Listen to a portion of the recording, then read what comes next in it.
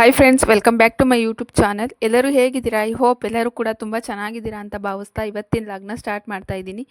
First time video ಯಾರಾದರೂ ನೋಡ್ತಾ ಇದ್ದರೆ ಪ್ಲೀಸ್ ಸಬ್ಸ್ಕ್ರೈಬ್ ಮಾಡ್ಕೊಳ್ಳಿ, ಹಾಗೆ ಸಪೋರ್ಟ್ ಮಾಡಿ. ವಿಡಿಯೋ ಇಷ್ಟ ಆದರೆ ಒಂದು ಲೈಕ್ ಮಾಡೋದನ್ನು ಮರಿಬೇಡಿ. ತುಂಬ ಜನ ಸಬ್ಸ್ಕ್ರೈಬ್ ಮಾಡ್ದೇ ವಿಡಿಯೋ ನೋಡ್ತಾ ಇದ್ದೀರಾ, ಪ್ಲೀಸ್ ಸಬ್ಸ್ಕ್ರೈಬ್ ಮಾಡಿಕೊಂಡು ಲೈಕ್ ಮಾಡಿ. ಹಾಗೂ ಇವತ್ತು ನಾನು ಅಂದರೆ ಪ್ರತಿ ಗುರುವಾರ ಕೆಲಸಕ್ಕೆ ಬರ್ತಾ ಇದ್ದೀನಿ. ಅಂದರೆ ಯಾವ ಕೆಲಸ ಅಂದರೆ ಧರ್ಮಸ್ಥಳ ಗ್ರಾಮಾಭಿವೃದ್ಧಿ ಯೋಜನೆ ಅಂತ ಕೇಳಿರ್ತೀರ. ಧರ್ಮಸ್ಥಳ ಸಂಘದಲ್ಲಿ ಲೋನ್ ತೊಗೊಂಡಿರ್ತಾರಲ್ಲ, ಅದು ಪ್ರತಿ ಗುರುವಾರ ನಮ್ಮ ಸೋಮನಹಳ್ಳಿ ಇದರಲ್ಲಿ ಗುರುವಾರ ಅಮೌಂಟ್ ಕಟ್ಟೋದಿರುತ್ತೆ. ಅಮೌಂಟ್ ಕಟ್ಟಿಸ್ಕೊಳ್ಳೋರು ಇರ್ತಾರಲ್ಲ, ಅಂದರೆ ಒಬ್ಬರು ಕಂಪ್ಯೂಟರ್ ಎಂಟ್ರಿಂಗ್ ಮಾಡ್ತಾಯಿದ್ರೆ, ಇನ್ನೊಬ್ಬರು ಅಮೌಂಟು ಎಲ್ಲ ಕೌಂಟ್ ಮಾಡಿಕೊಂಡು ಹಾಗೆ ಸೀಲ್ ಎಲ್ಲ ಹಾಕಿ ಮತ್ತು ಫೋಟೋ ಎಲ್ಲ ತೆಗಿಬೇಕಾಗುತ್ತೆ. ಅದ್ರದ್ದು ಒಂದು ಆ್ಯಪ್ ಇರುತ್ತೆ, ಆ ಆ್ಯಪಲ್ಲಿ ಫೋಟೋ ತೆಗೆದು ಹಾಕೋದು ಥರ ಇರುತ್ತೆ. ಹಾಗಾಗಿ ಆ ಕೆಲಸಕ್ಕೆ ಇವತ್ತು ನಾನು ಹೋಗ್ತಾ ಇದ್ದೀನಿ. ಅಂದರೆ 2 ವಾರದಿಂದ ಹೋಗ್ತಾ ಇದ್ದೀನಿ. ಫಸ್ಟ್ ವಾರ ಏನೂ ಹೇಳಿರಲಿಲ್ಲ, ಇದು 2ನೇ ವಾರ ನಾನು ಹೋಗ್ತಾ ಇರೋದು. ಫಸ್ಟು ಗುರುವಾಪುರ, ಅಂದರೆ ನಮ್ಮ ಸೋಮನಹಳ್ಳಿಯಿಂದ ಸ್ವಲ್ಪ ದೂರ, 1 ಕಿಲೋಮೀಟ್ರ್ ಆಗುತ್ತೇನೋ ಅಷ್ಟೇ. ಅಲ್ಲಿಗೆ ಹೋಗಬೇಕು. 7 ಗಂಟೆಯಿಂದ 8 ಗಂಟೆ ಬೆಳಗ್ಗೆನೇ. ಆಮೇಲೆ 8 ಗಂಟೆಯಿಂದ ಒಂದು 12 ಗಂಟೆ 1 ಗಂಟೆ ತನಕ ನಮ್ಮ ಸೋಮನಹಳ್ಳಿ ಇದರಲ್ಲೇ ಇರುತ್ತೆ. ಇವಾಗ ಫಸ್ಟ್ ನಾವು ಗುರುವಾಪುರಕ್ಕೆ ಬಂದಿದ್ದೀವಿ. ಗುರುವಾಪುರದಲ್ಲಿ ಅಷ್ಟೊಂದು ಜನಗಳು ಬರಲ್ಲ, ಅಂದರೆ 16 ಸಂಘ ಅಷ್ಟೇ ಇರೋದು. ಹಾಗಾಗಿ ನಾವು ಫಸ್ಟ್ ಗುರುವಾಪುರದಿಂದ ಸ್ಟಾರ್ಟ್ ಮಾಡಿಕೊಂಡೆ. ಅಂದರೆ ನಮ್ಮ ಸೋಮನಹಳ್ಳಿಗೆ ಹೋದರೆ ಅಲ್ಲಿ ತುಂಬ ಸಂಘಗಳಿದೆ, 55 ಆ ಥರ. ಹಾಗಾಗಿ ಅಲ್ಲಿ ವಿಡಿಯೋ ಮಾಡ್ಕೊಳ್ಳೋಕ್ಕೆಲ್ಲ ನಂಗೆ ಆಗಲ್ಲ, ಅಂದರೆ ಸ್ವಲ್ಪ ಬ್ಯುಸಿಯಾಗಿರ್ತೀವಿ. ಹಾಗಾಗಿ ಇಲ್ಲಿ ಫ್ರೀ ಆಗಿದ್ದೆನಲ್ಲ, ಹಾಗಾಗಿ ಇವಾಗ ವಿಡಿಯೋ ಮಾಡಿಕೊಂಡೆ. ಇವಾಗ 8 ಗಂಟೆ ಆಯಿತು. 8 ಗಂಟೆ ಆದಮೇಲೆ ಇವಾಗ ನಮ್ಮ ಗುರುವಾಪುರ ಬಿಟ್ಟು ಸೋಮನಹಳ್ಳಿಗೆ ಹೋಗಬೇಕು. 1 ಅವರ್ ಅಷ್ಟೇ ಗುರುವಾಪುರದಲ್ಲಿ ನಾವು ಇರಬೇಕಾಗುತ್ತೆ. ಇನ್ನೂ 1 ಅವರ್ ಆಯ್ತಲ್ಲ, ಹಾಗಾಗಿ ಇವಾಗ ಇದು ಹಾಲಿನ ಡೈರಿ. ಇಲ್ಲೇ ಅಮೌಂಟ್ ಕಟ್ಟಿಸ್ಕೊಳ್ಳೋದು ಆ ಥರ ಇದೆ. ಹಾಗೆ ಫಿಲ್ಟ್ರ್ ವಾಟರ್ ಇಲ್ಲಿಂದನೇ ನಮ್ಮೂರಿಂದ ಆಗಿರ್ಬೋದು, ಪ್ರತಿಯೊಂದು ಅಕ್ಕಪಕ್ಕದ ಊರವರೆಲ್ಲ ತೊಗೊಂಬಂದು ನೀರಿಲ್ಲೇ ತುಂಬ್ಕೊಂಡು ಹೋಗ್ತಾರೆ, ಫಿಲ್ಟ್ರ್ ನೀರು. ಹಾಗೆ ಎಲ್ಲ ಕೆಲಸ ಮುಗಿಸ್ಕೊಂಡು ಬಂದೆ. ಅಲ್ಲಿ ಇವತ್ತು ಸ್ವಲ್ಪ ಬ್ಯುಸಿಯಾಗಿರೋದ್ರಿಂದ ಅಮೌಂಟ್ ಅಮೌಂಟ್ ಕಟ್ಟೋಕ್ಕೆ ಒಬ್ಬೊಬ್ಬರೇ ಬರ್ತಾಯಿದ್ರು. ಸರಿಯಾಗಿ ಲಾಸ್ಟ್ ಮೂಮೆಂಟಲ್ಲಿ ಇದ್ದೇ ಆಗಲಿಲ್ಲ, ಅಂದರೆ ಟೈಮೇ ಸಾಲಿಲ್ಲ ಊಟ ಮಾಡೋದಕ್ಕೆ. ಹಾಗಾಗಿ ಅಲ್ಲಿಂದ ತಂದು ಮಧ್ಯಾಹ್ನ, ಅಂದರೆ ಬೆಳಿಗ್ಗೆ ಊಟ ತಂದು ಮಧ್ಯಾಹ್ನ ಊಟ ಮಾಡಿ ಇವಾಗ ಅಂಗಡಿ ಹತ್ರ ಬಂದು ಅಂಗಡಿ ಓಪನ್ ಮಾಡಿಕೊಂಡು ಕೂತ್ಕೊಂಡಿದ್ದೆ ಸ್ವಲ್ಪ ಹೊತ್ತು. ಹಾಗೆ ಇಬ್ಬರು ಕೂಡ ಚೆನ್ನಾಗಿ ಆಟ ಆಡ್ತಾ ಇರ್ತಾರೆ ಒಬ್ರಿಗೊಬ್ರು. ಆಮೇಲೆ ಒಬ್ರಿಗೆ ಸಿಟ್ಟು ಬಂತು ಅಂದರೆ ಮುಗೀತು, ಇಬ್ಬರು ಕೂಡ ಕಿತ್ತಾಡ್ಕೊಂಡು ಇದು ಮಾಡ್ತಾರೆ. ಹಾಗೆ ಸಾಯಂಕಾಲ ಆಯಿತು ಅಂತ ಇವಾಗ ಅಂಗಡಿಲೇ ದೀಪ ಹಚ್ಚಿದೆ. ಅಲ್ಲಿ ಕೂಡ ಕಸ ಗುಡಿಸಿ ದೀಪ ಎಲ್ಲ ಹಚ್ಚಿ, ಅಂದರೆ ಫೋಟೋನ ಇಟ್ಕೊಂಡಿರ್ತಾರೆ ಕೆಲವೊಬ್ರು ಅಂಗಡಿಗಳಲ್ಲಿ. ಹಾಗೆ ನಾವು ಕೂಡ ಅಂಗಡಿಲಿ ಫೋಟೋನ ಇಟ್ಕೊಂಡಿರ್ತೀವಿ. ಬೆಳಗ್ಗೆ ಸಾಯಂಕಾಲ ಪ್ರತಿ 2 ಟೈಮು ಕೂಡ ದೀಪನ ಹಚ್ಚಿ ಊದ್ಗಡ್ಡಿ ಬೆಳಗ್ತಾ ಇರ್ತೀವಿ. ಹಾಗಾಗಿ ಇವಾಗ ಊದ್ಗಡ್ಡಿನೆಲ್ಲ ಹಚ್ಚಿ, ಅಂದರೆ ನಮ್ಮ ಮನೆಯವರು ಸ್ವಲ್ಪ ಬ್ಯುಸಿ ಇದ್ದರು. ಇವತ್ತು ಕೋಳಿ ಬಂದಿತ್ತಲ್ಲ, ಅಂದರೆ ಶ್ರಾವಣದಲ್ಲಿ ಎಷ್ಟೋ ಸತಿ ನಾವು ಕೋಳಿನೇ ಹಾಕ್ಸಿಲ್ಲ. ಶ್ರಾವಣದಲ್ಲಿ ಒಂದೇ ಸತಿ, ಅಂದರೆ ನಾವು ಭೂತಪ್ಪ ಲಾಸ್ಟ್ ಅನಿಸುತ್ತೆ, ಆಮೇಲೆ ಕೋಳಿನೇ ಹಾಕ್ಸಿಲ್ಲ. ಇವಾಗ ಸ್ವಲ್ಪ ಕೋಳಿ ಎಲ್ಲ ಸೇಲ್ ಆಗ್ತಿರೋದಕ್ಕೆ ನಾನೇ ಅಂಗಡಿ ಬಾಕಲೆಲ್ಲ ತೆಗ್ದೆ. ಹಾಗೆ ಅವರು ಕೂಡ ಸಂತೆಗೆ ಹೋಗಿದ್ರಲ್ಲ, ಅಲ್ಲಿಂದ ಇವತ್ತು ತರಕಾರಿಗಳನ್ನೆಲ್ಲ ತಂದಿದ್ರು. ಹಾಗಾಗಿ ಇವಾಗ ಸಾಂಬಾರು ಮಾಡಿಬಿಡೋಣ ಫಸ್ಟು, ಆಮೇಲೆ ತರಕಾರಿಗಳನ್ನೆಲ್ಲ ಜೋಡಿಸ್ಕೊಂಡ್ರೆ ಆಗುತ್ತೆ ಅಂತ ಇವಾಗ ಸಾಂಬಾರು ಮಾಡೋಕ್ಕೆ ಇಷ್ಟು ರೆಡಿ ಮಾಡಿ ಇಟ್ಕೊಂಡಿದ್ದೀನಿ. ಅಂದರೆ ಬೇಳೆ ಸಾರೇ ಮಾಡೋಣ ಅಂತ ಅಂದ್ಕೊಂಡಿದ್ದೀನಿ. ತರಕಾರಿಗಳೆಲ್ಲ ಸ್ವಲ್ಪ ಇತ್ತು ಹಳೇದು, ಹಾಗಾಗಿ ಆ ತರಕಾರಿನೆಲ್ಲ ಫಸ್ಟು ಖಾಲಿ ಮಾಡಿಬಿಟ್ಟು ಆಮೇಲೆ ಈ ತರಕಾರಿ ತಂದಿರೋದೆಲ್ಲ ಅದನ್ನು ಕ್ಲೀನ್ ಮಾಡಿಕೊಂಡು ಬೇರೆ ಬೇರೆ ಕವರಲ್ಲಿ ಹಾಕ್ಕೊಬಿಡೋಣ ಅಂತ ಅಂದ್ಕೊಂಡು ಇವಾಗೆಲ್ಲ ಫಸ್ಟು ಹಳೆ ತರಕಾರಿ ಇದ್ರೆ ಸಾಂಬಾರು ಮಾಡ್ತಾಯಿದ್ದೀನಿ. ಅಂದರೆ ಪ್ರತಿ ಗುರುವಾರ ಕೂಡ ತರ್ತಾ ಇರ್ತೀವಲ್ಲ ತರಕಾರಿ, ಫಸ್ಟು ಅದನ್ನು ಖಾಲಿ ಮಾಡಿಬಿಟ್ರೆ ಬೆಸ್ಟು. ಅಂದರೆ ಒಂದ್ರದಲ್ಲೇ ಒಂದು ಹಾಕ್ಬಿಟ್ರೆ ಆಮೇಲೆ ಮತ್ತೆ ಮರ್ತೇ ಹೋಗ್ತೀನಿ, ಅದೊಂಥರ ಆಗಿಬಿಡುತ್ತೆ ತರಕಾರಿ. ಹಾಗಾಗಿ ಕರೆಂಟು ಬರೋದು ಹೋಗೋದು ಮಾಡ್ತಾಯಿತ್ತು. ಹಾಗಾಗಿ ಫಸ್ಟು ಖಾರನ ರುಬ್ಕೊಬಿಡೋಣ ಅಂತ ಇವಾಗ ಕಟ್ ಮಾಡ್ಕೊಂಡು ಕೂತ್ಕೊಂಡಿದ್ದೀನಿ. ಅಂದರೆ ಹಳ್ಳಿ ಕಡೆ ಆಲ್ಮೋಸ್ಟ್ ಈಗೇನೆ ಎಲ್ಲ ಕೂಡ ತುರೆ ಮಣಿ ಇಟ್ಕೊಂಡೇ ಕಟ್ ಮಾಡೋದು. ಹಾಗೆ ನಾನು ಕೂಡ ಇದಿಲ್ಲ ಅಂದರೆ ಏನೋ ಒಂಥರ ಅನಿಸ್ಬಿಡುತ್ತೆ ಚಾಕಲ್ಲಿ ಕಟ್ ಮಾಡೋದಕ್ಕೆ. ಹಾಗಾಗಿ ಈ ಥರ ಎಲ್ಲ ತಂದುಬಿಟ್ಟು ಮುಂದೆ ಇಟ್ಬಿಟ್ಟು ಕಟ್ ಮಾಡಿ ಇಟ್ಕೊಂಡ್ಬಿಡ್ತೀನಿ ಒಂದು 5 ನಿಮಿಷ. ಅದರಲ್ಲೆಲ್ಲ ಖಾರದ ಐಟಮ್ಸ್ ಎಲ್ಲ ತೆಗೆದ್ಬಿಟ್ಟಿನಿ, ಈರುಳ್ಳಿ ಬೆಳ್ಳುಳ್ಳಿ ಆಗಿರ್ಬೋದು ಅದನ್ನೆಲ್ಲ ತೆಗೆದ್ಬಿಟ್ಟು. ಆಮೇಲೆ ಇವಾಗ ಸಡನ್ನಾಗಿ ಕರೆಂಟ್ ಬರೋದು, ಹಳ್ಳಿ ಕಡೆ ಇವಾಗ ಮಳೆ ಬರ್ತಾ ಇರೋದಕ್ಕೆ ಕರೆಂಟು ಬರೋದು ಹೋಗೋದು ಮಾಡ್ತಾ ಇರುತ್ತೆ. ಹಾಗಾಗಿ ಫಸ್ಟು ಖಾರ ರುಬ್ಕೊಂಡ್ರೆ ಸಾಂಬಾರು ಮಾಡ್ಕೊಬೋದು. ಅಂದರೆ ಈ ತಿಂಡಿ ಅದು ಇದು ಮಾಡಿಕೊಂಡ್ರೆ ಸುಮ್ಮನೆ ಇದಾಗುತ್ತೆ, ಬೆಳಗ್ಗೆಗೂ ಇದು ಹಿಂಸೆ ಅನಿಸುತ್ತೆ. ಬೆಳಗ್ಗೆ ಹೇಗಾದರೂ ಸೋನಿ ಟಿಫನ್ ಬಾಕ್ಸ್ಗೆ ಸ್ವಲ್ಪ ತಿಂಡಿ ಮಾಡಲೇಬೇಕಾಗುತ್ತೆ. ಹಾಗಾಗಿ ಸ್ವಲ್ಪ ಸಾಂಬಾರಿದ್ದರೆ ನಮ್ಗೆ ಬೆಳಗ್ಗೆ ಸಾಂಬಾರಾಗುತ್ತೆ, ಅವಳಿಗೆ ತಿಂಡಿ ಮಾಡಿಕೊಡ್ಬೋದು ಅಂತ ಇವಾಗಲೇ ಸಾಂಬಾರು ಮಾಡ್ಕೊಡ್ತಾಯಿದ್ದೀನಿ. ಒಂದೊಂದು ಟೈಮ್ ಬೆಳಗ್ಗೆ ಹೊತ್ತು ಕೂಡ ಕರೆಂಟ್ ಇರೋಲ್ಲ, ಹಾಗಾಗಿ ಒಂದು 2 ದಿವಸದಿಂದ ಸಾಯಂಕಾಲದ ಹೊತ್ತೇ ಸಾಂಬಾರು ಮಾಡ್ಕೊತಾ ಇದ್ದೀನಿ. ಇವಾಗ ಸಾಂಬಾರು ಮಾಡೋಕ್ಕೆಲ್ಲ ತೆಗೆದಿಟ್ಕೊಂಡು ರುಬ್ಕೋಬೇಕಾಗುತ್ತೆ. ಹಾಗೆ ತರಕಾರಿ ಎಲ್ಲ ಸ್ವಲ್ಪ ಜಾಸ್ತಿನೇ ತಂದಿದ್ರು, ಆದರೆ ನಮ್ಮನೇಲಿ ಆಲೂಗೆಡ್ಡೆ, ಮೆಣಸಿನ್ಕಾಯಿ ಮತ್ತು ಬದನೆಕಾಯಿ ಈ 3 ಐಟಮ್ಸ್ ಅಂತೂ ತರ್ತಾನೆ ಇಲ್ಲ. ನನಗೆ ಸ್ವಲ್ಪ ಮೊಸಕಾಯಿ ತಿನ್ನೋ ಹಾಗಾಗ್ಬಿಟ್ಟಿದೆ. ನಮ್ಮ ಮನೇಲಿ ಒಬ್ಬರು ತಿಂತಾ ಇಲ್ಲ ಅಂದರೆ ಮನೇಲಿ ಯಾರೂ ಕೂಡ ಅದನ್ನು ಮಾಡ್ತಾನೇ ಇಲ್ಲ. ಇನ್ನೇನು ಅಂದರೆ ಒಬ್ಬರು ತಿಂದಿಲ್ಲ ಅಂದರೆ ಮತ್ತೆ ಬೇರೆ ಅಡುಗೆ ಮಾಡೋಕ್ಕೆ ನನಗೆ ಒಂಥರ ಅನಿಸುತ್ತೆ ಅಂತ ನಾನು ಒಂದೊಂದು ಸತಿ ಬೇಡ ಅಂತೀನಿ. ಇವಾಗ ಒಬ್ಬೊಬ್ಬರು ಮಸ್ಕಾಯಿ ಮಾಡಿದ್ದೀನಿ ಅಂದರೆ ಮಸ್ಕಾಯಿ ಅನ್ನೋದು ಒಂದು ಚೆನ್ನಾಗಿರುತ್ತೆ. ಅದಕ್ಕಾಗಿ ಹೀರೆಕಾಯಿನೇ ತರಿಸಿದ್ದೀನಿ, ಹೀರೆಕಾಯಿ ಮಸ್ಕಾಯಿ ಮಾಡೋಣ ಅಂತ. ಅಂದರೆ ಮೆಣಸಿನ್ಕಾಯಿ ಹಾಕಲಿಲ್ಲ ಅಂದರೂ ಕೂಡ ಈ ಖಾರದ ಪುಡಿ ಧನಿಯಾ ಪುಡಿ ಹಾಕಿ ಮಾಡಿದ್ರೂ ಚೆನ್ನಾಗಿರುತ್ತೆ ನೋಡಿ. ಎಲ್ಲ ಒಂದೇ ಕವರಲ್ಲಿ ಮಿಕ್ಸ್ ಮಾಡ್ಕೊಂಡು ಬಂದುಬಿಟ್ಟಿದ್ದಾರೆ ತರಕಾರಿಗಳನ್ನೆಲ್ಲ. ಅದನ್ನೆಲ್ಲ ಇವಾಗ ಸಪ್ರೇಟಾಗಿ ತೆಗೆದು ಬೇರೆ ಬೇರೆ ಕವರ್ಗೆ ಹಾಕ್ಕೊತಾ ಇದ್ದೀನಿ. ಎಲ್ಲ ಅಂದರೆ ಹಳ್ಳಿ ಕಡೆ ಹೀಗೇನೆ ಸಂತೆಗಳಲ್ಲಿ ಎಲ್ಲ ಒಂದೇ ಕವರಲ್ಲಿ ಹಾಕಿ ತುಂಬ ಕಳಿಸ್ಬಿಡ್ತಾರೆ, ಬೇರೆ ಬೇರೆ ಕವರೆಲ್ಲ ಹಾಕೋದೇ ಇಲ್ಲ. ಹಾಗೆ ಇದನ್ನೆಲ್ಲ ಎತ್ತಿಗ್ದೆ. ಇದು 2 ಡೇಸ್ ಕಂಟಿನ್ಯೂ ಲಾಗ್ ಆಗಿರುತ್ತೆ. ಹಾಗೆ ಬೆಳಗ್ಗೆ ಎಲ್ಲ ಕೆಲಸ ಮುಗಿಸ್ಕೊಂಡು ತೋಟದ ಹತ್ರ ಹೋಗೋಣ ಅಂದರೆ ಅತ್ತೆಗೆ ಮಧ್ಯಾಹ್ನದೊತ್ತು ಟೀ ಕೊಟ್ಟು ಬರ್ತಾ ಇರ್ತಾರೆ ನಮ್ಮ ಮನೆಯವರು. ಹಾಗಾಗಿ ಅವರೇ ಹೋಗ್ತಾಯಿದ್ರು, ನಾನು ಬರ್ತೀನಿ ಅಂತ ಇವತ್ತು ಹೋಗಿದೆ. ಅಂದರೆ ತುಂಬ ದಿವಸ ಆಗಿತ್ತು ತೋಟಕ್ಕೆ ಮಣ್ಣು ಓಡಿಸ್ಬೇಕಾದ್ರೆ ಹೋಗಿದ್ದಷ್ಟೇ, ಆಮೇಲಿಂದ ಹೋಗೇ ಇಲ್ಲ.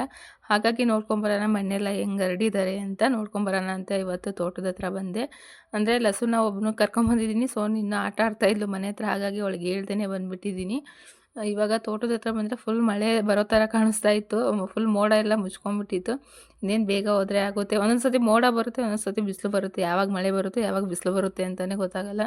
ನೋಡಿ ಎಷ್ಟು ಚೆನ್ನಾಗಿ ಮಣ್ಣೆಲ್ಲ ಹರಿಸಿದ್ದಾರೆ. ಅಂದರೆ ಟ್ಯಾಕ್ಟ್ರಿಲೇ ಹರಿಸಿರೋದು, ಮನುಷ್ಯನ ಇದನ್ನ ಇದು ಮಾಡಿಲ್ಲ.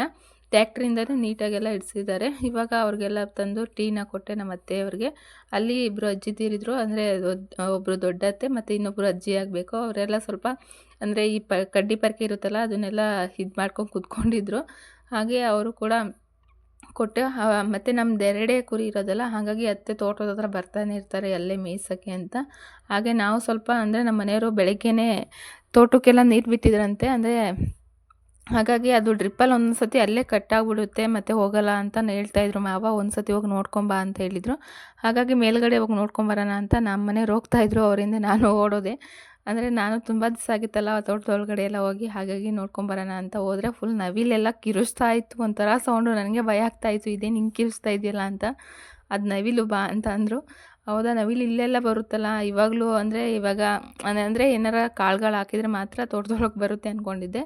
ಆದರೆ ಏನು ಹಾಕಿರಲಿಲ್ಲ ಅಂದರೂ ಕೂಡ ಬಂದೇ ಬರುತ್ತದು ಅಂತ ಹೇಳ್ತಾಯಿದ್ರು.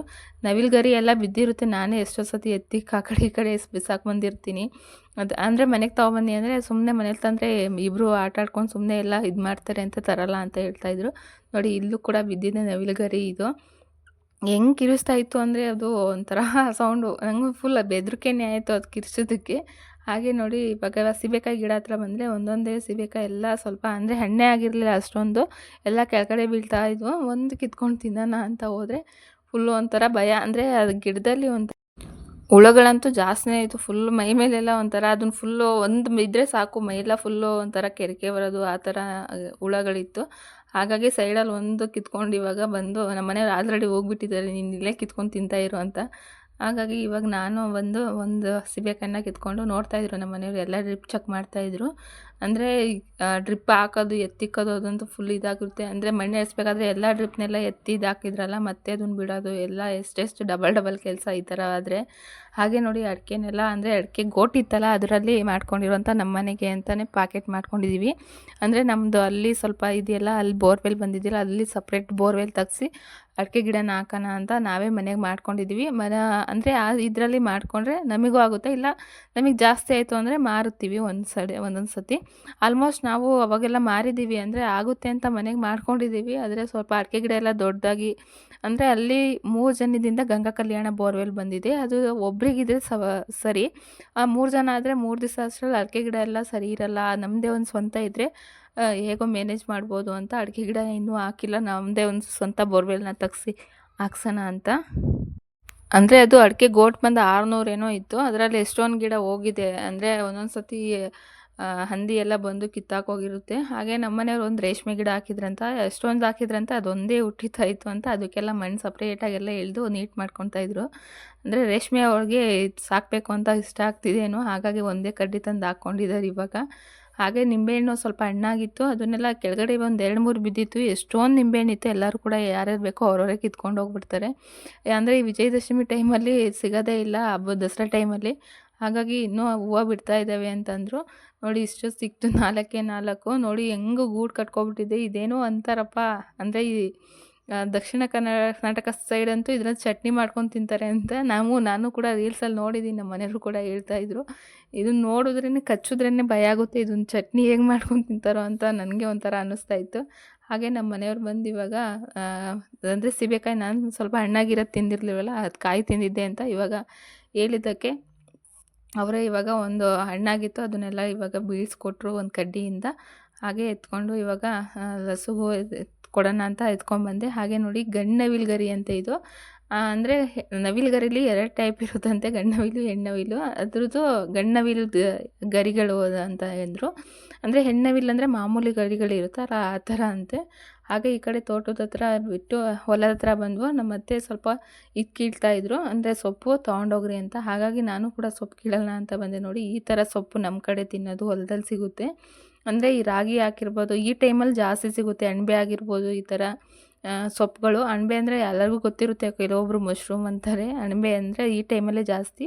ಹಾಗಾಗಿ ಅಂದರೆ ಒಂದು ಸ್ವಲ್ಪ ಸಿಕ್ಕಿರುತ್ತೆ ಅಣಬೆ, ಹಾಗಾಗಿ ಸ್ವಲ್ಪ ಜಾಸ್ತಿ ಹೊತ್ತು ಅದನ್ನು ಏನು ಇಡಲ್ಲ, ಅವಾಗವಾಗಲೇ ಸಾಂಬಾರು ಮಾಡ್ಕೊಂಡು ತಿಂದ್ಬಿಡ್ತೀವಿ. ಹಾಗೆ ಸೊಪ್ಪೆಲ್ಲ ಕಿತ್ಕೊಂಡ್ಬಂದು ಇವಾಗ ನಮ್ಮ ಮನೆಯವರು ಮತ್ತೆ ತೋಟದ ಹತ್ರ ಹೋದರು.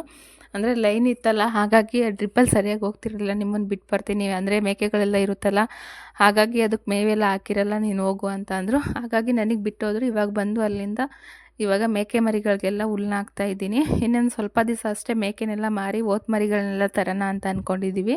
ಹಾಗಾಗಿ ಅಂದರೆ ಇವಾಗ ಒಂದೇ ಮೇಕೆ ಉಳಿಸ್ಕೊಳ್ಳೋದು. ಇವಾಗ 6 ಮೇಕೆನೋ ಮಾರಿಬಿಟ್ಟು ಇನ್ನೆಲ್ಲ ಮಿಕ್ಕಿದ್ದೆಲ್ಲ ಓತ್ ಮರಿಗಳು ತರೋಣ ಅಂತ ಅಂದ್ಕೊಂಡವ್ರೆ ನಮ್ಮ ಮನೆಯವರು. ಏನೇನು ಮಾಡ್ತಾರೋ ಇನ್ನೂ ಗೊತ್ತಿಲ್ಲ. ಅಂದರೆ ನಮ್ಮೂರು ಚಿಕ್ಕನೆಕ್ನಳ್ಳಿ ಸಂತೆ ಇದೆಲ್ಲ, ಅಲ್ಲಿಂದ ತರೋಣ ಅಂದ್ಕೊಂಡಿದ್ದಾರೆ. ಅಂದರೆ ಓತ್ ಮರಿ ಇದ್ದರೆ ಒಂದೊಂದು ಟೈಮು ಎಲ್ಲ ಕೂಡ ತೋಟದ ಕಡೆ ಆ ಕಡೆ ಈ ಕಡೆ ಎಲ್ಲ ಇದು ಮಾಡಿಸ್ಕೊಬೋದು, ಮೇಯಿಸ್ಕೊಂಬರ್ಬೋದು.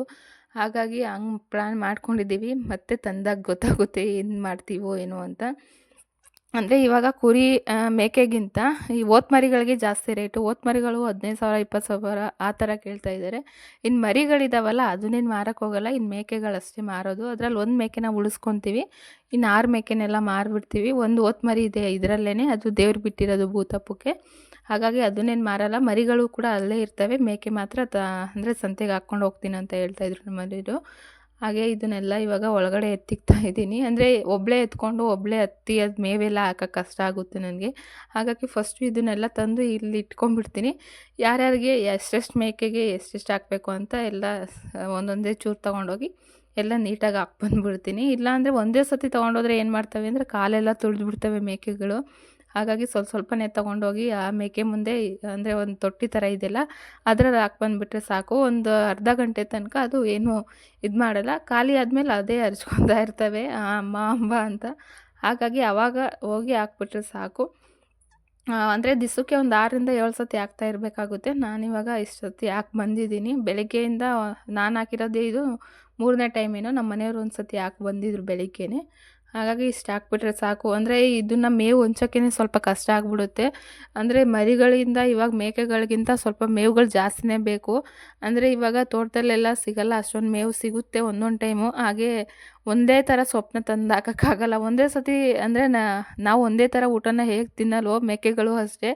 ಒಂದೊಂದು ದಿವಸ ಬೇರೆ ಬೇರೆ ಹುಲ್ಗಳು ಆ ಥರ ಸೊಪ್ಪುಗಳು ಬೇಕಾಗಿರುತ್ತೆ. ಹಾಗಾಗಿ ಒಂದೊಂದು ಸತಿ ಇದಾಗ್ಬಿಡುತ್ತೆ ಅಂತ ಓತ್ ಮರಿ ತಂದರೆ ಹೆಂಗೋ ತೋಟದ ಕಡೆ ಒಂದು ಸತಿ ಅಡ್ಡಾಡ್ಸ್ಕೊಂಬರ್ಬೋದು, ಅದನ್ನೆಲ್ಲ ಮೇಯಿಸ್ಕೊಂಡು ಅಂತ ಪ್ಲ್ಯಾನ್ ಮಾಡ್ಕೊಂಡಿದ್ದಾರೆ. ನೆಕ್ಸ್ಟ್ ಏನು ಮಾಡ್ತಾರೋ ಏನೋ ಗೊತ್ತಿಲ್ಲ, ನೋಡಬೇಕು ಸಂತೆಗೆ ಯಾವಾಗ ಹೋಗ್ತಾರೆ. ಅಂದರೆ ಈ ಸೋಮವಾರನೇ ಹೋಗಬೇಕು ಅಂತ ಹೇಳ್ತಾಯಿದ್ರು.